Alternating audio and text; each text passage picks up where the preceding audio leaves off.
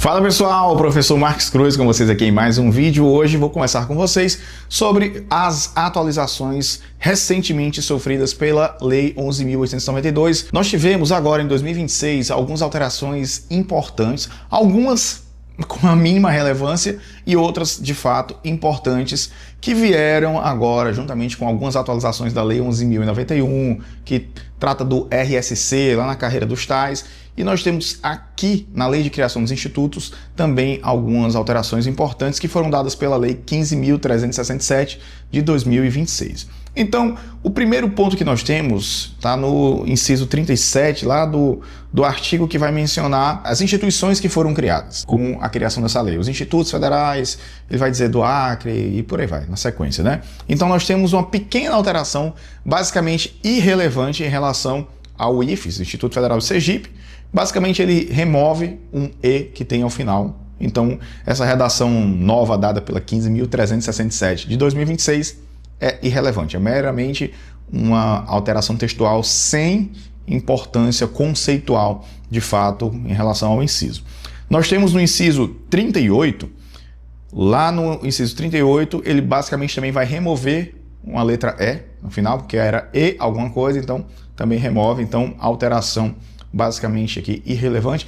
E nós temos aqui sim uma alteração de fato relevante, que é a criação do Instituto Federal do Sertão Paraibano mediante desmembramento. O que significa desmembramento? Significa que nós tínhamos o IF Paraibano com vários campi e parte dele vai ser dividida. Uma parte vai virar esse Sertão Paraibano e outra vai continuar como IFPB, assim como nós temos em Minas Gerais, como nós temos em Pernambuco, com o Sertão Pernambucano e o IFPE. Na Bahia também temos IF Baiano, IFBA, em Goiás, IF Goiano, IFG, e aí a gente tem em vários outros campi ao redor do Brasil, isso acontecendo, inclusive também vai acontecer, ao que tudo indica, com o Ceará. Lá no artigo 12 a gente já começa a ter de fato algumas alterações mais importantes e mais, na minha visão, do ponto de vista prático, mais importantes, do ponto de vista de prova, nem tanto, tá? Mas de qualquer forma vamos explorar aqui, porque na prática, do ponto de vista de prova, não vai mudar tanta coisa. Veja só, antigamente nós tínhamos que os reitores das universidades, eles eram escolhidos mediante, primeiramente, uma consulta à comunidade acadêmica, posteriormente o presidente da República, dentro de uma lista tríplice, escolheria quem de fato se tornaria o reitor dessa universidade ou mesmo desse instituto. O que acontece? Agora o texto amarra isso. Só antes de eu entrar aqui, né? Antes havia, de certa forma, um consenso, era mais um acordo de cavalheiros que fazia com que o presidente sempre escolhesse ali o que a comunidade acadêmica escolheu.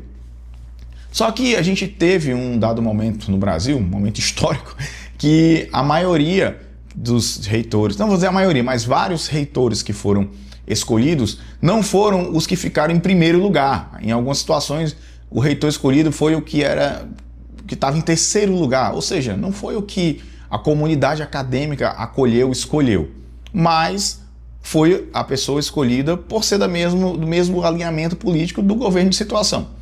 Então, para tornar o processo de fato democrático de verdade, é o que foi posto agora. A gente tem o seguinte, ó, os reitores serão nomeados pelo presidente da República, continua a mesma coisa, né? Então, não vá se enganar a pensar que quem nomeia o reitor é o ministro da Educação, não é. Para mandato de 4 anos, as questões gostam de explorar isso, o mandato de 4 anos pode ser reconduzido por mais uma vez, se passar por consulta à comunidade novamente, tá? E o ponto principal aqui é o seguinte, agora está dentro do texto, escolhido obrigatoriamente para cada instituto federal o candidato ou a candidata que obtiver o maior número de votos após processo de consulta à comunidade escolar, como é chamado aqui. E o restante permanece igual, atribuindo-se um peso de um terço para os docentes, um terço para os discentes e um terço para os TAIs, os técnicos administrativos em educação. Então, qual é o ponto substancial que foi alterado aqui? Que agora está expresso na lei que, obrigatoriamente, o reitor escolhido vai ser aquele que ficou em primeiro lugar dentro da consulta estabelecida dentro da comunidade escolar. Então agora a gente tem isso, né, que reforça muito a democracia de fato, né, uma gestão democrática de fato dentro dos institutos, dentro das universidades. Outro ponto também muito importante para quem está nos meus cursos já adquiriu o nosso material da 11.892 comentado, já viu os nossos vídeos dentro do 10 na Lei, dentro das missões, né? Até você já pode comentar aqui se você já tinha lido, já tinha percebido esse detalhe. Quando nós tivemos a alteração na 12.772, que ela primeiramente tinha passado a medida provisória, depois veio uma lei que alterou dispositivos da 12.772 e da 11.091, e não tinha mexido na 11.892. Só que existem alguns pontos que essas leis coincidem. Então, por exemplo, para falar os requisitos para se tornar reitor, o que é que estava na 11.892 até então?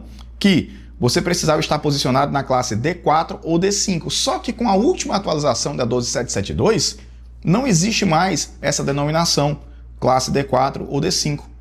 Então, no nosso material eu tinha deixado, olha, o que vai acontecer muito em breve, olha que a gente tem aí praticamente um ano, né? É que o texto vai ser mudado para, e aí eu coloquei exatamente o que para o qual ele foi mudado. Está posicionado na classe C, nível 4. Lá, na verdade, eu tinha colocado C4, né? E aqui ele colocou C, nível 4. Ou na classe de titular da carreira do magistério do ensino básico técnico tecnológico. Então vejam o que mudou de fato. Que antes a nomenclatura era basicamente assim, ó, você está às vésperas de se tornar o titular. Ou seja, antes era D4 ou D5 titular. E agora a nomenclatura mudou. Nós não temos mais ABCDE titular. Nós temos ABC titular. ABC titular, lá na 12.772. Então, como isso não havia sido mudado, eles aproveitaram que fizeram essa alteração e também atualizaram a redação do texto, trazendo agora para a classe C, nível 4 ou na classe titular. Perfeito, é uma alteração importante, mas que também não traz uma carga semântica de mudança prática, porque já era isso que acontecia, só estava com o texto desatualizado. Agora vem o ponto que eu julgo ser o mais importante. Eu sempre falei para vocês, especialmente quando a gente fala da carreira dos tais, que para se tornar diretor-geral do campus, de um campus, você precisa ser um servidor de cargo de nível superior. Até então, o que nós tínhamos era isso. O que mudou de fato agora? O que mudou é que nós temos que, para se tornar um servidor diretor-geral de um campus, de um instituto federal, você pode, assim como o servidor que pode se tornar pró-reitor, agora basicamente a gente tem os mesmos requisitos. Você pode ser de qualquer nível, desde que você tenha nível superior. E eu vou falar aqui para vocês como ficou a redação. Poderão candidatar-se ao cargo de diretor-geral de campus os servidores ocupantes de cargo efetivo da carreira docente ou os servidores com formação em nível superior ocupantes de cargo efetivo da carreira dos tais. Veja só, os servidores com formação em nível superior. O que significa que não é mais servidor de nível superior, não é somente servidor de nível E. Qualquer servidor, desde que possua uma graduação, agora pode concorrer ao cargo de diretor-geral. Servidor efetivo, tem nível superior, agora pode. Então antes, a mudança, gente, qual é? Antes não podia se não fosse de nível superior. Agora é qualquer com nível superior, não é mais necessariamente nível E, então qualquer TAI e qualquer docente pode concorrer, obviamente ainda precisa atender a outros requisitos, né? Ter curso na área da gestão, né? Pode ser um curso na área de gestão, 2 anos de experiência em gestão, precisa ter pelo menos 5 anos no instituto, entre outros requisitos também que pode atender aos mesmos requisitos para, por exemplo, se tornar reitor do instituto. Então, há uma série de requisitos, mas o principal que nós tivemos de alterações foram essas, e eu peço a você para deixar aqui o seu comentário se você gostou desse estilo de vídeo e se você já sabia dessas alterações importantes e que muito em breve vão despencar nas provas de TAI e de docente dos institutos federais. Não esqueça de deixar o seu like e clicar no sininho para ficar antenado sobre todas as novidades. Até um próximo vídeo e valeu, tchau, tchau!